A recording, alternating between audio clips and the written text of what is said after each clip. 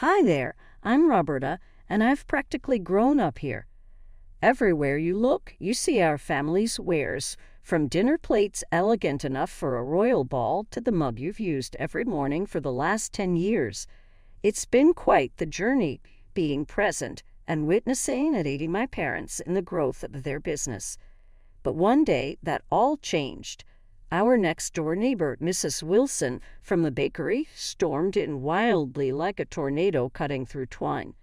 She always had a strange habit of barging in and demanding to see my dad, John, as if she owned the place. She barely knocked a shoe on the carpet before shouting, "John, I need to talk to you, pronto?"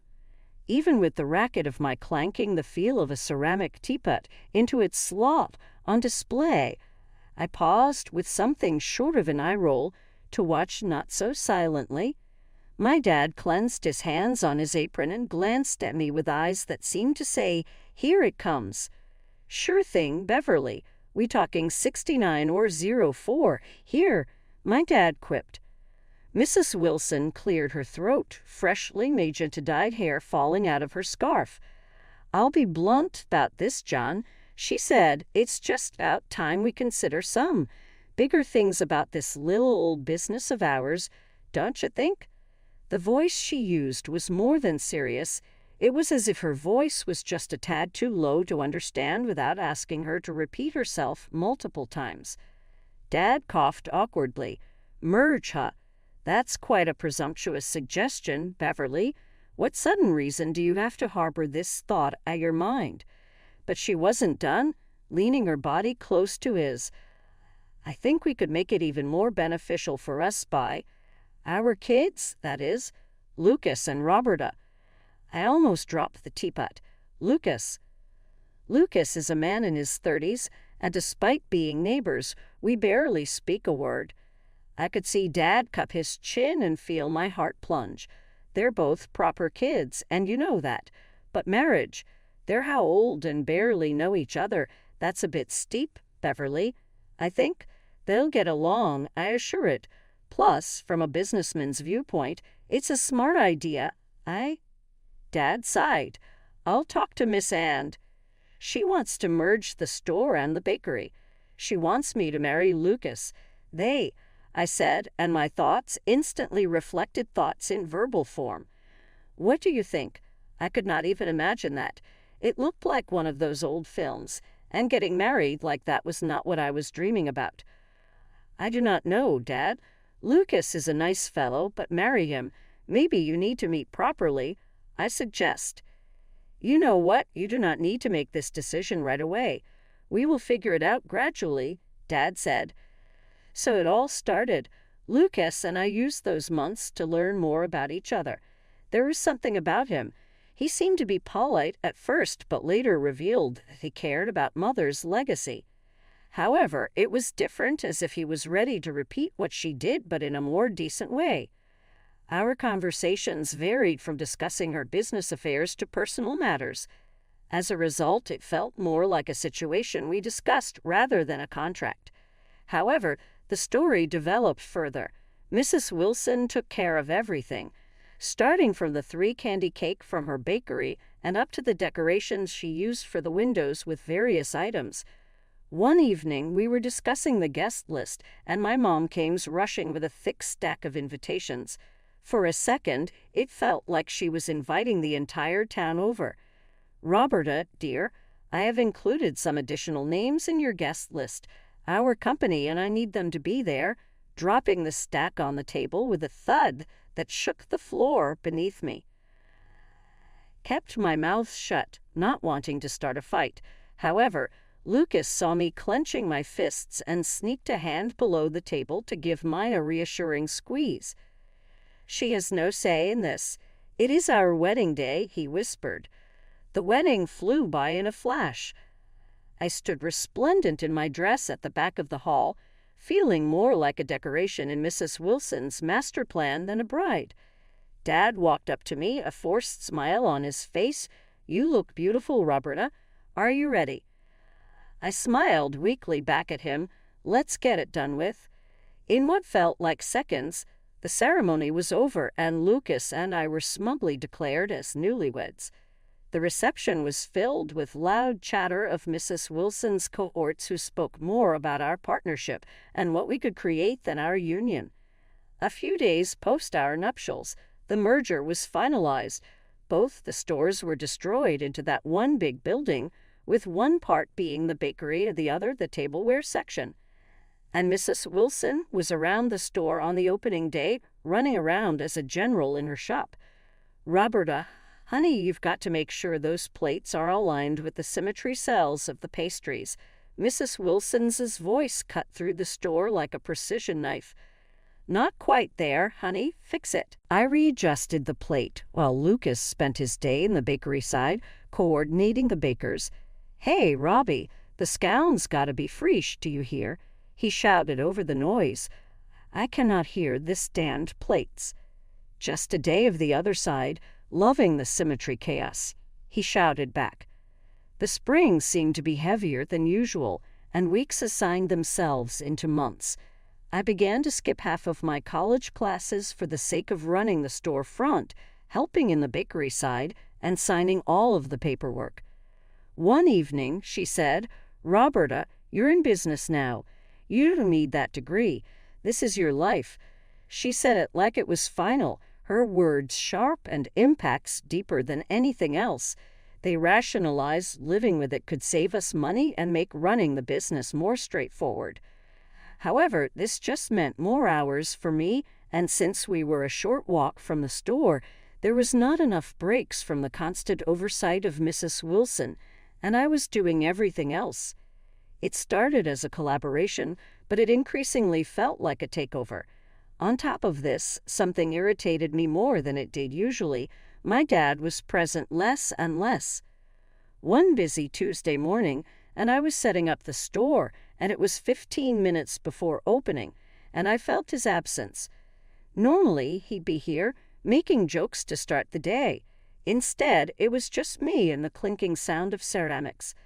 That evening, I went to my parents after dealing with customers and Mrs. Wilson's directions all day.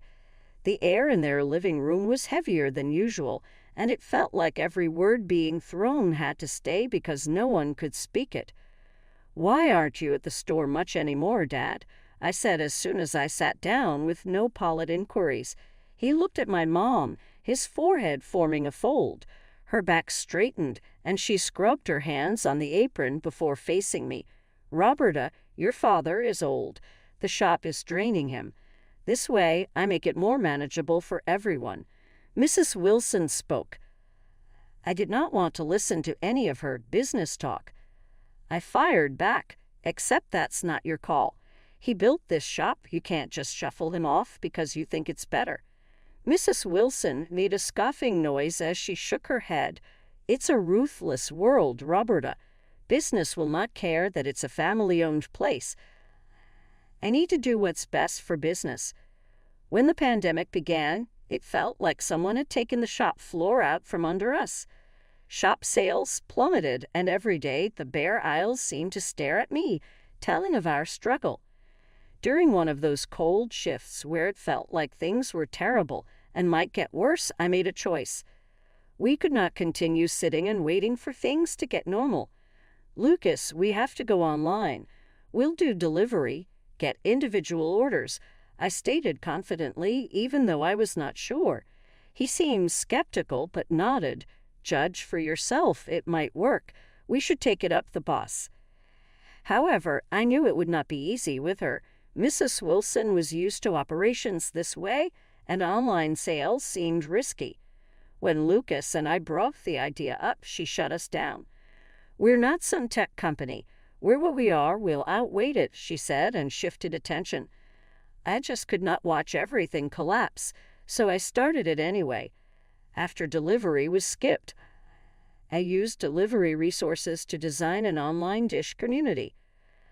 I bought our accessory products and bakes at night after the bakery closed. Orders began slow, then more came. Keeping it hidden from Lucas and Mom was taxing. I was so tired, burning candles on both ends, between managing our secret sale and my day job at the shop.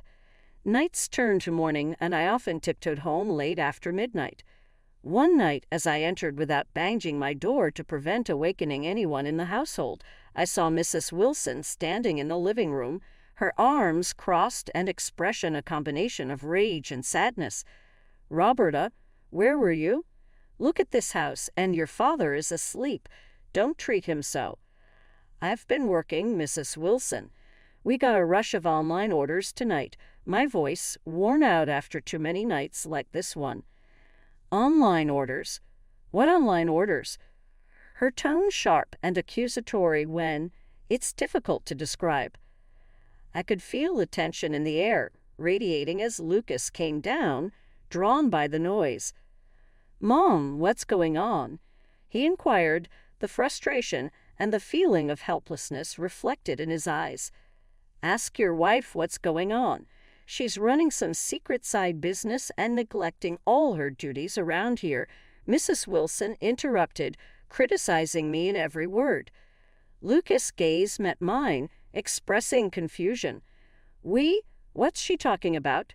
Sighing, I finally gave in, the feelings and fatigue of the last weeks slowly creeping up on me. "I've opened an online store. It's what keeping us afloat with the pandemic and everything. I thought she wouldn't have agreed, so I didn't tell you." Lucas's look was blank, the gaze alternating between me and his mom. "You should have told Anne, Roberta," he concluded before moving to his mom and adding, "and you should have been more open for her ideas." Instead, Mrs. Wilson grimly went, "This is my house, and while you're under my roof, you'll follow my rules, both of you." The argument spiraled from here. Lucas went with his mom this time, usually my ally. "Roberta, you need to learn how to balance your time better, help out around the house more." Each word was a babble in my ears. Defeated and broken-hearted that Lucas couldn't see how hard I worked to save our business, I cut back on the online orders. Mornings were now for cleaning the house. Afternoons spent running the pastry counter were painful. It was everything I had to scale back on to keep peace in my house. On an especially dreary, rain-soaked afternoon, I was straightening up the store hall when I heard the door creak open. A little girl about 8 stumbled in, clothes drenched and sticking to her skin. Her face was covered in streaks of tears as she cried. "Hey there, what happened? Are you okay?" I asked, trying to sound as kind and calming as I could. Before she could answer, Mrs. Wilson saw us from the end of the aisle. She quickly marched over, lips tight. "What is this, Roberta? We don't have time for this today. She looks like a beggar. Put her out before other customers see." Her words made my stomach twist in a painful knot. "She's just a child, Mrs. Wilson. She's clearly lost and is in severe need of help," I tried to reason. Lucas overheard his mother, and his face was unreadable as he walked over to us and observed the young girl. "Roberta, Mom is right. We can't have kids like her just running into the store. It's not good for business. Just handle it, okay?" I couldn't believe what I was hearing. "Lucas, she's alone and frightened. We can't throw her back out into the rain." My heart pounded with frustration and sympathy. I ignored them both, leading the girl to a chair and wrapping her in a clean blanket from the back room. Made her a cup of hot chocolate, hoping it would calm her down a bit. Mrs. Wilson, however, was fuming. "This is exactly the kind of distraction we don't need, Roberta. You're responsible for any fallout from this," she warned, her voice sharp. I finally managed to calm the girl down enough to tell me her name was Sophie. She had wandered off from a nearby park and got lost. Just as she started to relax, the police arrived. They thanked me for looking after Sophie and informed me her parents had been frantically looking for her. It turns out she wasn't far from home, not at all. After the police took her away, Mrs. Wilson pulled me aside. Her face was stern and cold, and her voice was monotone as she spoke to me. Lucas just nodded along, not standing up for me. Mrs. Wilson said, "Due to your little stunt, I'm docking your pay. You took time off work to deal with this situation. You will wash dishes for the next 2 days to make up for it." That stung more than I expected it to. Scoring pot after pot, it felt like I was more of a servant than a part of the family. Lucas was always my rock, but now he was just another weight to drag me down. Every harsh word Mrs. Wilson spat at me, every nod Lucas gave, both were a reminder of how trapped I was. One morning, an ordinary customer walked into the store. He was richly dressed, his eyes scanning the establishment like he was looking for something special. When he finally noticed me, he smiled, and I asked if I could help him find anything. After he has rang up his purchases, he thanked me and then paused, his expression turning a bit more serious. "By the way, I'm not sure if you remember, but my daughter was the little girl you helped out last week, the one who got lost in the storm." I was taken aback. I did not expect this twist. "Of course I remember. She was a brave little girl. I'm glad I could help her," I answered sincerely. He smiled warmly and handed me his business card. "Well, I'm really grateful for what you did. If you ever need anything, advice or help with anything at all, just give me a call." I just looked at the card and noticed the term lawyer, Mr. Hayes. That piqued my interest, given the mess the store and the merger were in. Actually, there might be something. Could we maybe talk about a legal matter? Of course, about the business my father used to own with my mother-in-law. I ventured. "Sure," he replied with an encouraging nod. "Why don't you come by my office next week? We can go over everything in detail," he offered. Took him up on his offer, feeling a bit of relief and a bit of anxiety. In his office, I handed him the pile of documents my dad signed years ago, merging our family store with my mother-in-law's bakery. He went through them carefully, his brow furrowing more with every page. After a long silence, he looked up. "There are several significant issues here. The contract has multiple violations, which are quite concerning. I think we have a strong case here if you want to challenge this," and he offered to help me pro bono to set things right. At this point, I felt overwhelmed, but grateful once more. Thank you. I'd like that. It's just hard, you know. It's my husband's family, too." He knew. He nodded his head. "It's not only about business, it's your life we're talking about. You deserve to have control over that, and you won't be fighting alone." When I left his office, I felt hopeful and worried at the same time. Could I really go against my husband and his own mother? And what was the alternative, other than waiting for my parents' store skeletons from the inside, seeing the work of both of my parents being destroyed? This was the thought that clouded my mind as I came home that evening.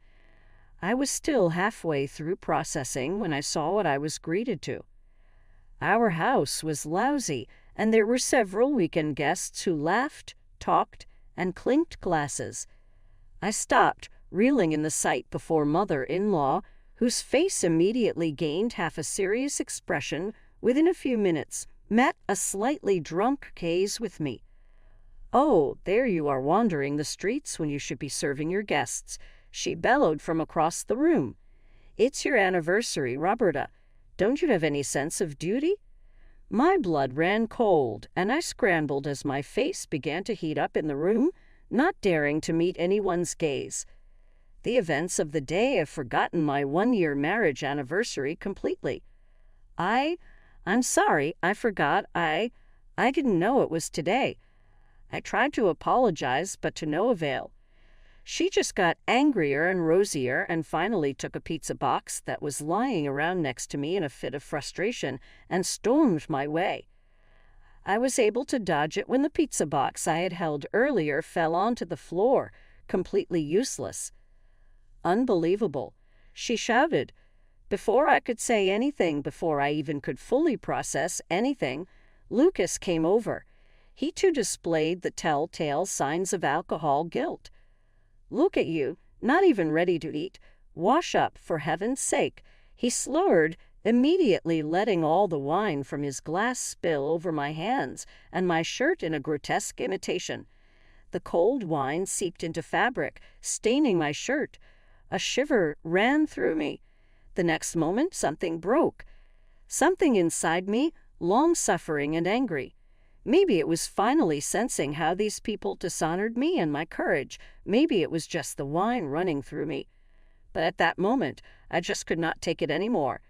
Wiping my stained hands on my wet shirt and looking into the room, I spoke just loud enough for silence to spread around me. "I have seen a lawyer. I am filing for divorce, Lucas," I said. Lucas and his mother just looked at me as if though they saw a ghost. My mother-in-law walked closer, her voice filled with sheer ice as she spoke. "Who do you think you are? You think you can just—" I cut her off. I spoke louder, all eyes in the room glued to us. The tension was so thick in the room that it was almost tangible. "I am not finished." I swallowed and spoke as loud as I could. "I am suing to override the merger of the store. There has been a fraud, and the court has the documents I sent them. I will also be asking for financial compensation for everything I endured here," I said. The room was silent for one moment before my mother-in-law exclaimed in outrage. I did not wait for more. I quickly turned on the heel and headed upstairs to gather all my things.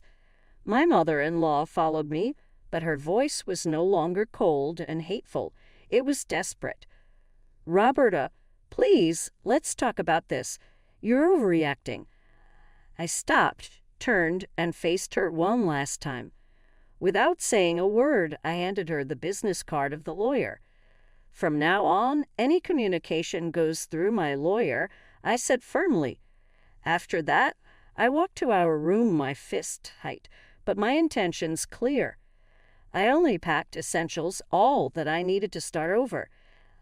I finally left my mother-in-law's roof, moved into an apartment across town. It was like I felt the fresh air after ages. It was not alone, yet alone, because my father was with me. We were fighting to win back our life. The attorney, Mr. Hayes, was determined to handle our situation. In court, he was a dog. He fought to win our side. After a short while, we got the good news. The court had deemed Mrs. Wilson guilty of fraud. They arranged to break the illegal merger and fined her so much money. I finally got compensated for all the financial losses from that day. It was enough money to help me buy Mrs. Wilson's share in the joint bakery and tableware business my father. Standing in front of the business house again, all legally mine, was a good feeling. "Dad, we did it. It's ours again," I said finally, handing him the keys to the door. We spent the next weeks revitalizing the shop. After every paint coat, every new display on the rack felt like a part of soul claim regained. Mrs. Wilson and Lucas had to find a new job. The loss costs through the case and the fine dried out everything they had saved. I heard about them incurring debts, but the rest— Lucas tried calling once or send a text, but I never replied. I had locked that part of my life away. Now I was thinking of the game to secure our future. With the store and my studies back on track, I continued with college at night. It was a fresh new penny. I was aiming home after a class when Dad closed the shop.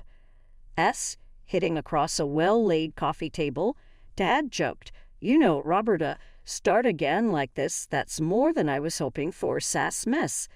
"Yes, Dad, that's exactly how I feel. It's like I woke up from a long, bad dream. We have a second life here, and I'm not going to waste it," I said to him with a fresh confidence I didn't have for years. We discussed the business future undertakings, new products we might introduce, the holiday discount sale,